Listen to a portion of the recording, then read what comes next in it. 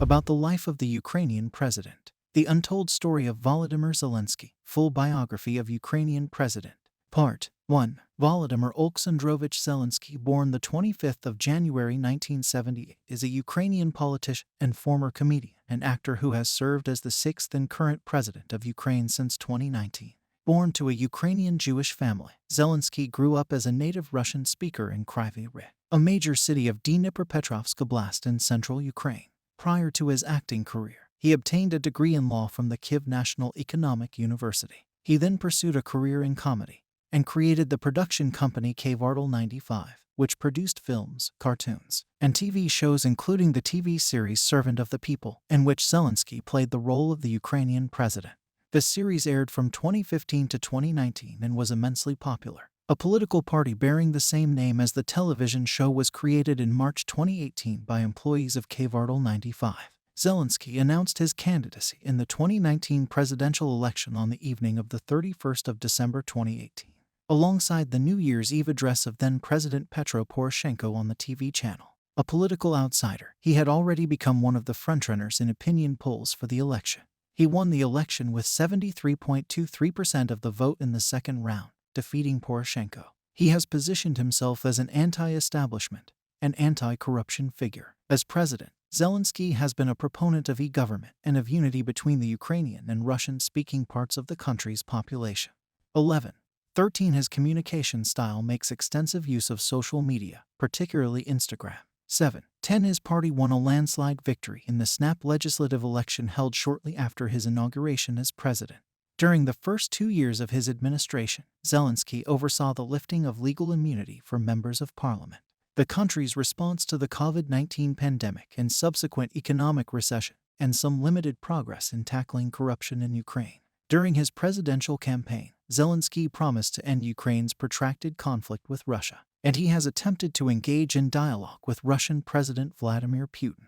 His administration faced an escalation of tensions with Russia in 2021, culminating in the launch of an ongoing full-scale Russian invasion in February 2022. Zelensky's strategy during the Russian military buildup was to calm the Ukrainian populace and assure the international community that Ukraine was not seeking to retaliate. He initially distanced himself from warnings of an imminent war, while also calling for security guarantees and military support from NATO to withstand the threat. After the start of the invasion, Zelensky declared martial law across Ukraine and a general mobilization of the armed forces. His leadership during the crisis has won him widespread international praise, and he has been described as a symbol of the Ukrainian resistance. Zelensky was named the Time Person of the Year for 2022, and opinion polls in Ukraine have ranked him as Ukraine's greatest president.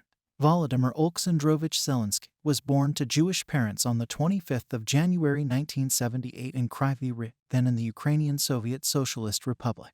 His father, Oleksandr Zelensky, is a professor and computer scientist and the head of the Department of Cybernetics and Computing Hardware at the Kryvyi Rih State University of Economics and Technology. His mother, Rima Zelenska, used to work as an engineer. His grandfather, Semyon Ivanovich Zelensky, served as an infantryman, reaching the rank of colonel in the Red Army. During World War II, Semyon's father and 3 brothers were killed in the Holocaust. In March 2022, Zelensky said that his great-grandparents had been killed after German troops burned their home to the ground during a massacre. Before starting elementary school, Zelensky lived for 4 years in the Mongolian city of Erdenet, where his father worked. Zelensky grew up speaking Russian. At the age of 16, he passed the test of English as a foreign language and received an education grant to study in Israel, but his father did not allow him to go. He later earned a law degree from the Kryvyi Rih Institute of Economics, then a department of Kyiv National Economic University, and now part of Kryvyi Rih National University, but never worked in the legal field.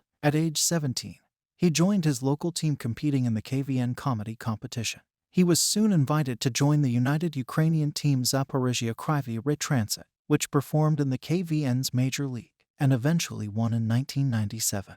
That same year, he created and headed the Kvartal 95 team, which later transformed into the comedy outfit Kvartal 95.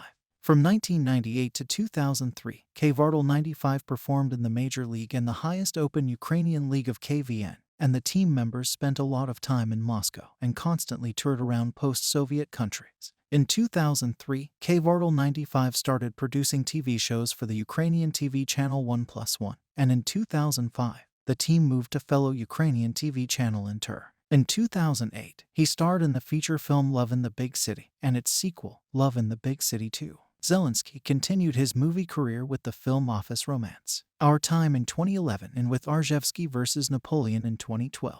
Love in the Big City 3 was released in January 2014. Zelensky also played the leading role in the 2012 film 8 First Dates and in sequels which were produced in 2015 and 2016.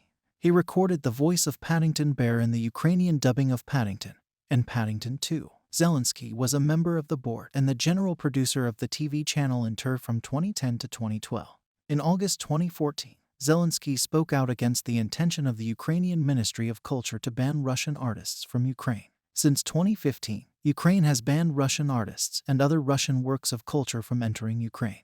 In 2018, the romantic comedy Love in the Big City 2 starring Zelensky was banned in Ukraine. Why? After the Ukrainian media had reported that during the Russo-Ukrainian War Zelensky's Kvartal 95 had donated $1 million to the Ukrainian army, some Russian politicians and artists petitioned for a ban on his works in Russia. Once again, Zelensky spoke out against the intention of the Ukrainian Ministry of Culture to ban Russian artists from Ukraine. In 2015, Zelensky became the star of the television series Servant of the People, where he played the role of the president of Ukraine. In the series, Zelensky's character was a high school history teacher in his 30 seconds, who won the presidential election after a viral video showed him ranting against government corruption in Ukraine. The comedy series Svety, in which Zelensky appeared, was banned in Ukraine in 2017, but unbanned in March 2019.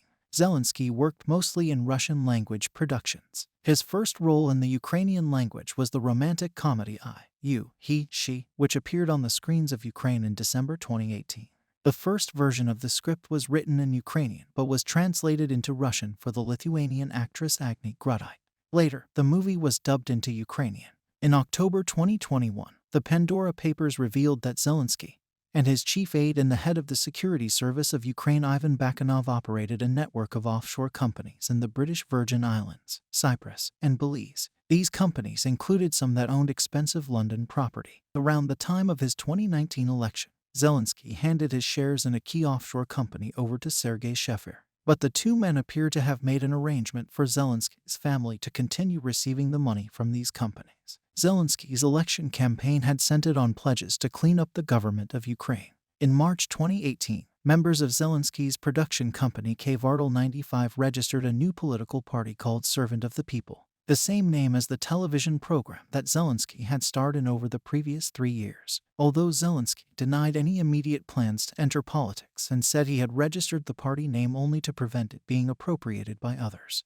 there was widespread speculation that he was planning to run. As early as October 2018, 3 months before his campaign announcement and 6 months before the presidential election, he was already a frontrunner in opinion polls. After months of ambiguous statements, on the 31st of December, less than 4 months from the election, Zelensky announced his candidacy for president of Ukraine on the New Year's Eve evening show on the TV channel 1+1. His announcement upstaged the New Year's Eve address of incumbent President Petro Poroshenko on the same channel, which Zelensky said was unintentional and attributed to a technical glitch. Zelensky's presidential campaign against Poroshenko was almost entirely virtual. He did not release a detailed policy platform, and his engagement with mainstream media was minimal. He instead reached out to the electorate via social media channels and YouTube clips. In place of traditional campaign rallies, he conducted stand-up comedy routines across Ukraine with his production company Kvartal 95. He styled himself as an anti-establishment, anti-corruption figure, although he was not generally described as a populist. He said he wished to restore trust in politicians, to bring professional, decent people to power, and to change the mood and timbre of the political establishment.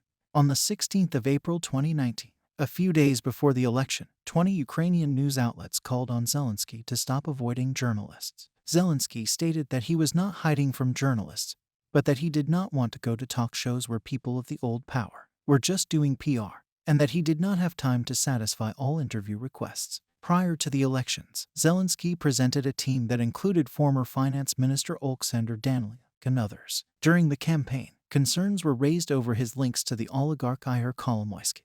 President Poroshenko and his supporters claimed that Zelensky's victory would benefit Russia. On the 19th of April 2019 at Olympiasky National Sports Complex, presidential debates were held in the form of a show. In his introductory speech, Zelensky acknowledged that in 2014 he voted for Poroshenko. But I was mistaken. We were mistaken. We voted for one Poroshenko, but received another. The first appears when there are video cameras. The other Petro sends Medvedchuk Privatiki to Moscow. Although Zelensky initially said he would only serve a single term, he walked back this promise in May 2021, saying he had not yet made up his mind. Zelensky stated that as president he would develop the economy and attract investment to Ukraine through a restart of the judicial system and restoring confidence in the state. He also proposed a tax amnesty and a 5% flat tax for big business, which could be increased in dialogue with them and if everyone agrees. According to Zelensky, if people would notice that his new government works honestly from the first day, they would start paying their taxes. Zelensky clearly won the first round of elections on the 31st of March 2019. In the second round, on the 21st of April 2019, he received 73% of the vote to Poroshenko's 25% and was elected president of Ukraine. Polish President Andrzej Duda was one of the first European leaders to congratulate Zelensky. French President Emmanuel Macron received Zelensky at the Élysée Palace in Paris on the 12th of April 2019. On the 22nd of April, U.S. President Donald Trump congratulated Zelensky on his victory over the telephone. European Commission President Jean-Claude Juncker and European Council President Donald Tusk also issued a joint letter of congratulations and stated that the European Union will work to speed up the implementation of the remainder of the EU-Ukraine Association Agreement, including the deep and comprehensive free trade area. Zelensky was inaugurated on the 20th of May 2019. Various foreign officials attended the ceremony in Ukraine's parliament, including Salom Zurabichvili, Kirsty Kaljulaid, Raymond Zvejinis, Dalia Grybauskaite, John Ozadur, Maros Sefcovic, and Rick Perry. Zelensky is the first Jewish president. With Volodymyr Groysman as prime minister, Ukraine became the first country other than Israel to simultaneously have a Jewish head of state and head of government.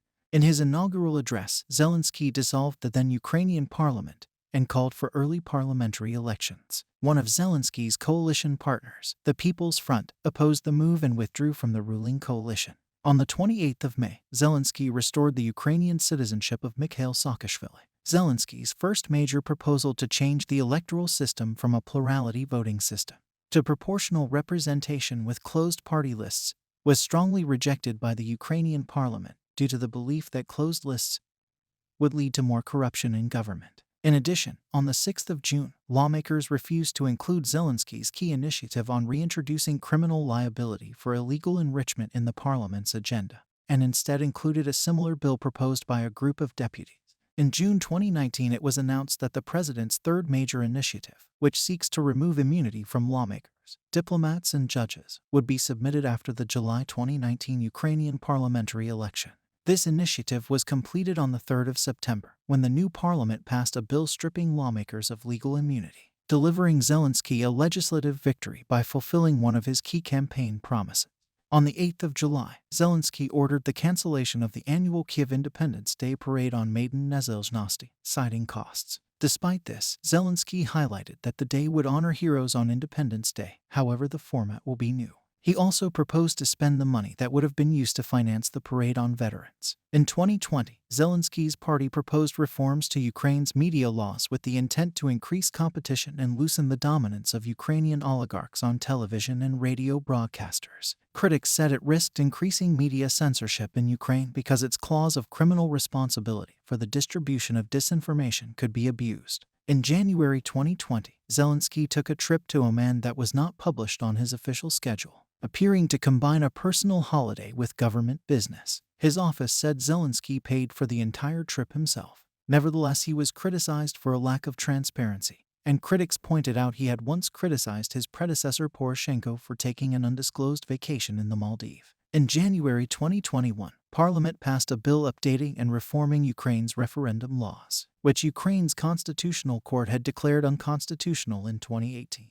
Fixing the referendum law had been one of Zelensky's campaign promises. In June 2021, Zelensky submitted to the Verkhovna Rada a bill creating a public registry of Ukraine's oligarchs, banning them from participating in privatizations of state-owned companies, and forbidding them from contributing financially to politicians. Opposition party leaders supported Zelensky's goal of reducing oligarchs' influence on politics in Ukraine. but were critical of his approach, saying the public register would be both dangerous, as it concentrated power in the president, and ineffective, since oligarchs were merely a symbol of more deeply rooted corruption. The bill was passed into law in September 2021. Critics of Zelensky's administration have claimed that, in taking power away from the Ukrainian oligarchs, he has sought to centralize authority and strengthen his personal position. Soon, we will publish Part 2